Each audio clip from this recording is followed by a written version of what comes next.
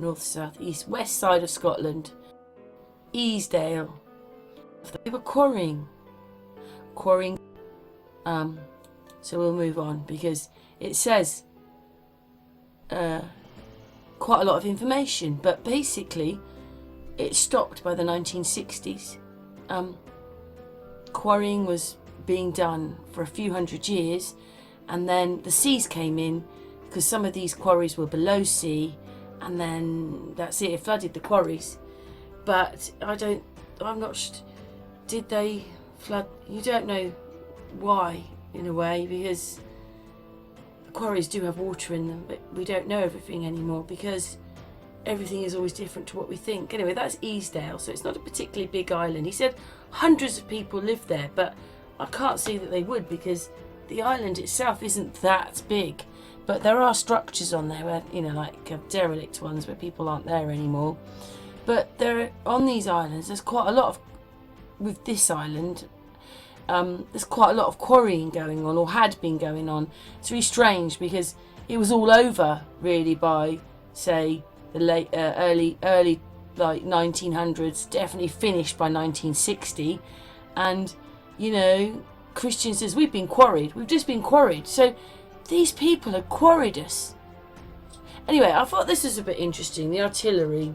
So it began in March 1860. They were volunteers. And then if you want to stop and read a little bit of that, there's quite a lot of information.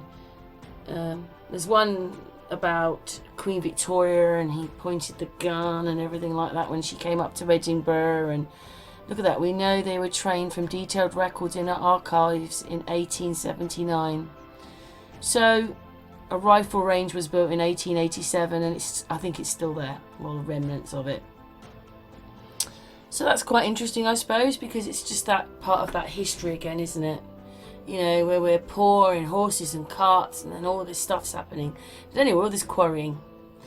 Anyway, I'll just leave it there just for a minute for you to look at that. You might need to stop the video if you want to watch. In fact, there's too much. I carry on. There's just too much.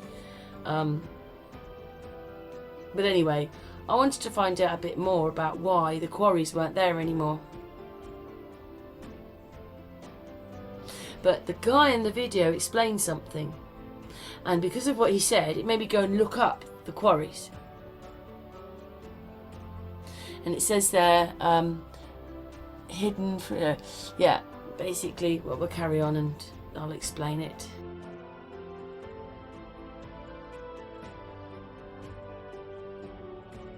And you can read any of this if you want. There they are again. Quite a lot of them, all organised in Tartaria or Victorian times, whichever one you want to say. Yes, loads of them up there.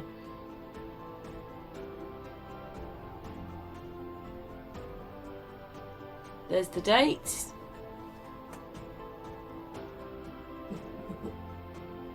So it's a little bit interesting on this little island stuck up there. Anyway, we'll look at the islands now. Oh, someone's on a bike now going. Anyway, this is Easdale. So you can see it's not a particularly big island, although it looks like it's got some beaches here. And then these are the quarries. And this is where the people lived. Obviously there's another, maybe a bit more there. Don't know what's here. I think that's all the stones. But it's not a very big island, is it?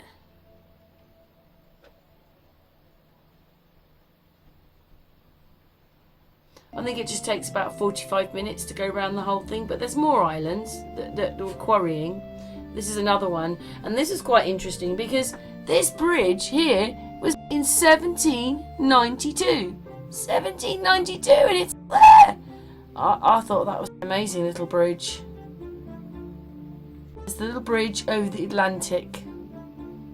But obviously this connects, this is an island and connects it to Scotland. But I thought it was quite interesting. And then another one. I was just looking at what it said. It said there that in the 1800s, 600 people lived there, and then nowadays it's about 200.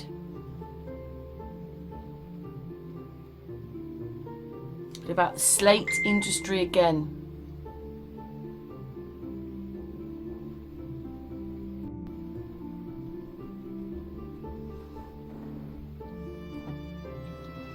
And then another island. And this one isn't inhabited anymore. But it had a few pictures, so I showed the pictures. Wow, amazing. Look at that. No one lives on that one anymore. I might have to look that one up.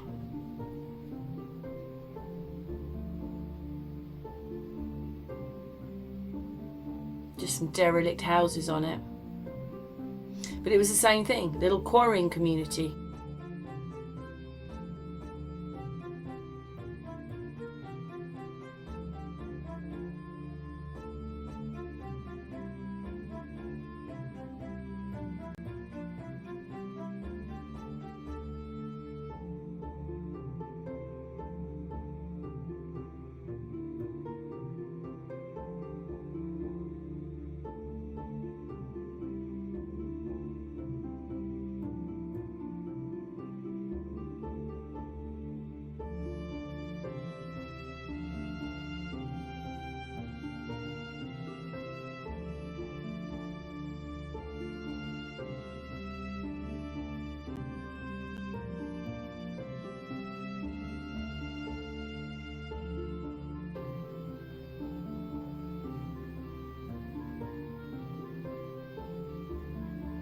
And that's what's left.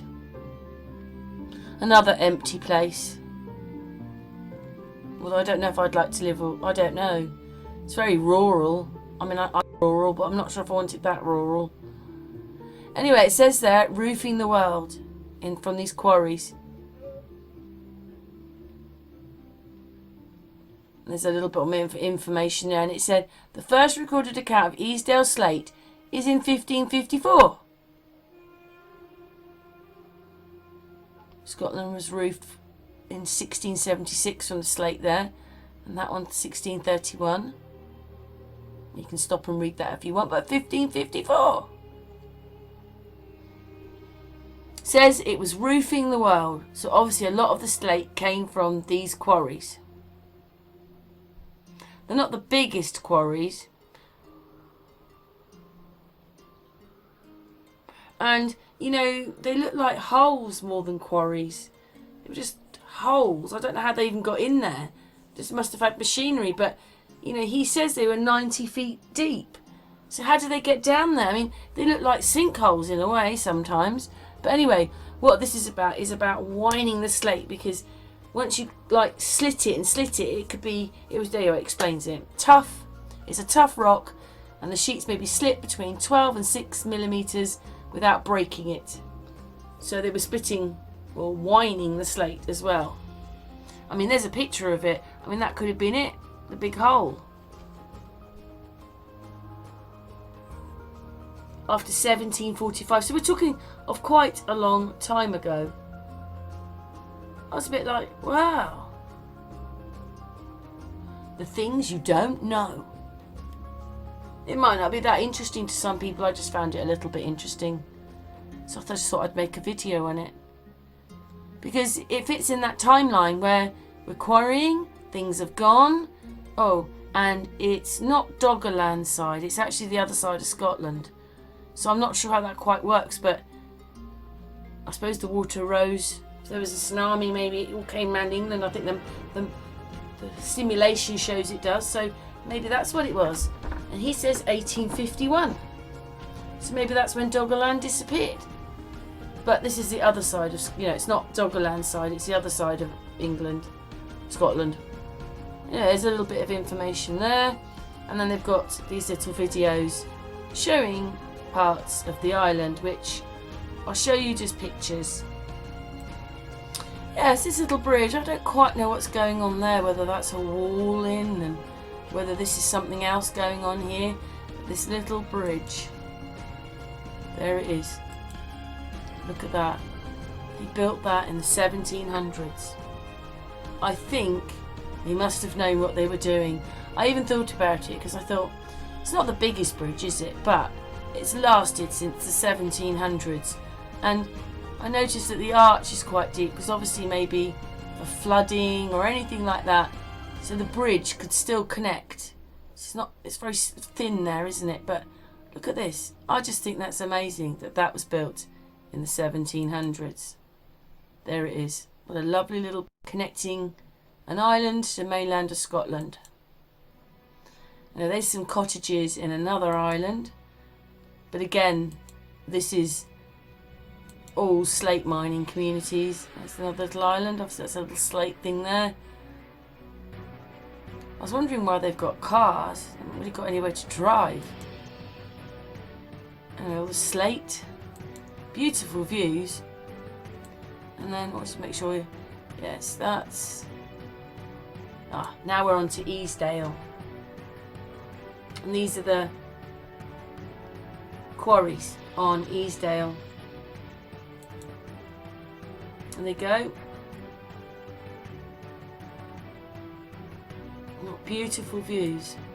It looks so peaceful there, doesn't it? It's hard to think that, you know, I think there must have been things out here as well, because it just looks like it. Looks like mankind has been there. There it is. But these pits are 90 feet deep. How did they get the slate? How did they get the slate out? How did they get in there? You can totally see why the World Stone Skimming Championships are held here every year. We'll be doing some of that later.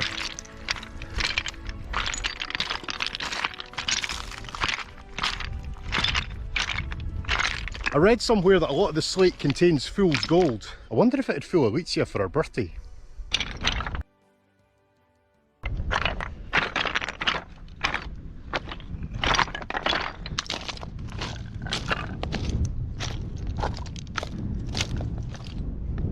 Here we are at the first quarry I've found, and it really does make you think about that night in 1851 when the storm rolled in and filled the quarry and took away so many people's livelihoods overnight. This is some place. Look at this. These walls of slate are just incredible.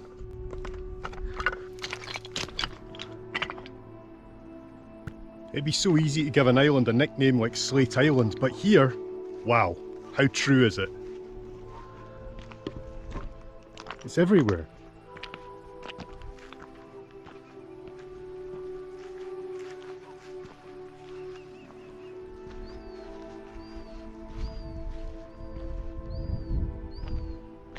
I'm not sure if it'll come through in the camera, but look at that water.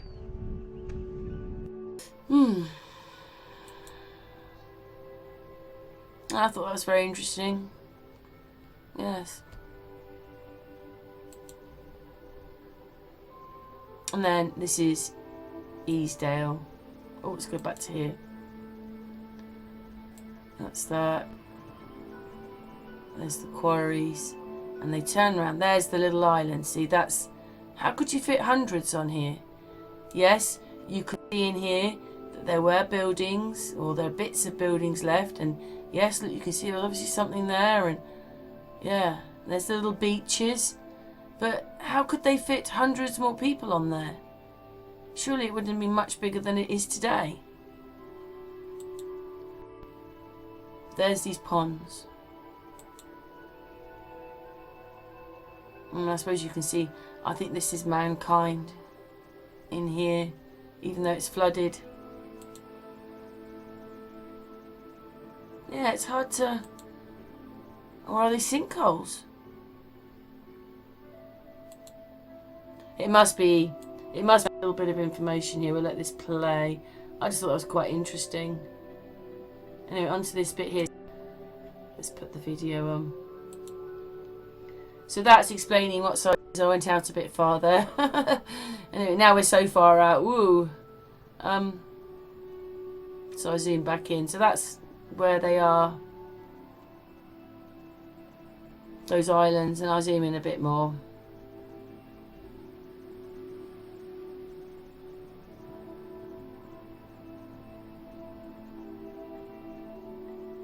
And there you go, there's Easdale.